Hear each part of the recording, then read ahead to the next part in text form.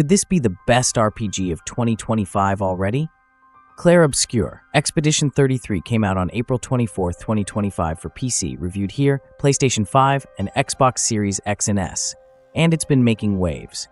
It sold over 1 million copies in its first 3 days. Not bad for a brand new title from a small studio. After spending dozens of hours with the PC version, I can confidently say this turn-based JRPG delivers on expectations. It blends familiar genre mechanics with clever twists, and it had me hooked early. This review avoids spoilers, so no story beats or surprises will be ruined. Clair Obscur, Expedition 33 sets its dark fantasy against a Belle Époque-inspired backdrop, a moody take on 19th century France with gothic flair. Every year, a goddess called the Paintress awakens and paints a number on her monolith. Everyone of that age disappears into smoke. This year's number is 33, and that's where our main characters come in. They have 1 year left unless they find a way to break the curse. You're part of the 33rd expedition to stop the Paintress. The premise is sharp, dramatic, and instantly pulled me in.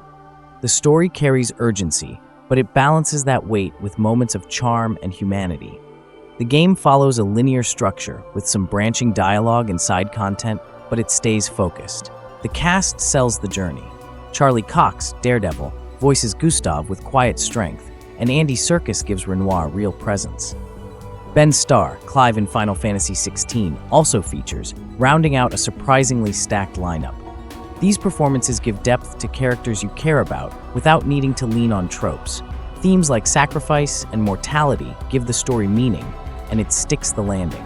If you enjoy turn-based RPGs, this will feel familiar, but don't expect a hands-off experience. Expedition 33 adds real-time elements to its battles. You'll time button presses to maximize attacks or dodge incoming hits. Hit that perfect parry, and you gain momentum for bigger skills. It's a satisfying mix of classic and active play, like Paper Mario or Legend of Dragoon. Don't worry if that sounds tricky. There are options to ease or automate those segments. Combat feels smart and engaging.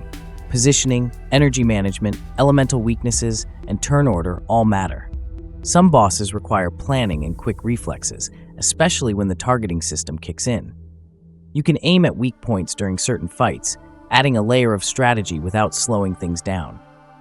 There's real variety in the enemy design too. Outside of battle, the game takes you through linked areas rather than an open world. You move across regions via a map, visiting towns, ruins, and outposts. It reminded me more of Final Fantasy X or Dragon Quest XI than anything like Skyrim. Areas are dense with things to find and some light puzzle solving. You use checkpoints called expedition flags to rest, level up, fast travel, and reset enemy encounters. They borrow a bit from Soulsborne structure here, but the difficulty is much more accessible. You can even change the difficulty mid-game. Boss fights are a highlight. They push you to use the full toolkit and keep you on your toes. Between encounters, you customize your team. Each character has their own abilities and gear, and you can only equip a set number of skills, making builds feel meaningful. Do you go all in on defense, or give a tank some healing tools? Trying different combinations was part of the fun. The visuals are where this game really stuns. Expedition 33 looks like a living painting, mixing a painterly art style with the tech muscle of Unreal Engine 5. The environments are striking and full of personality. Belle Époque buildings, dreamy forests, eerie ruins, every zone has its own flavor. One late-game area left me speechless. The game leans into its artistic identity hard, and it works.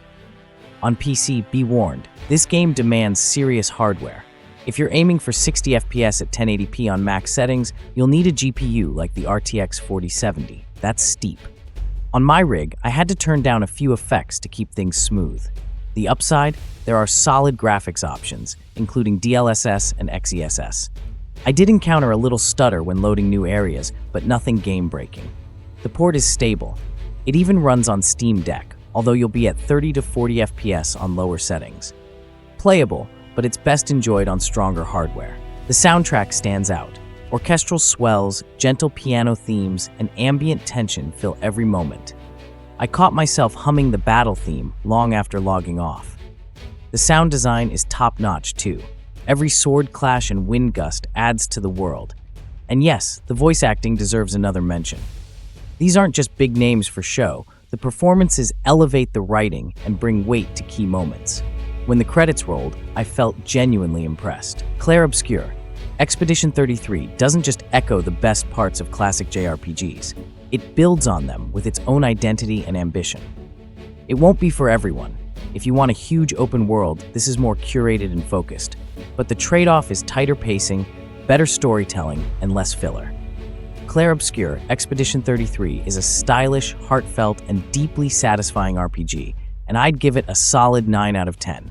It's one of the year's best. If you like this review, hit like, leave a comment, and subscribe to GameVault HQ for more. Thanks for watching, and I'll see you in the next expedition.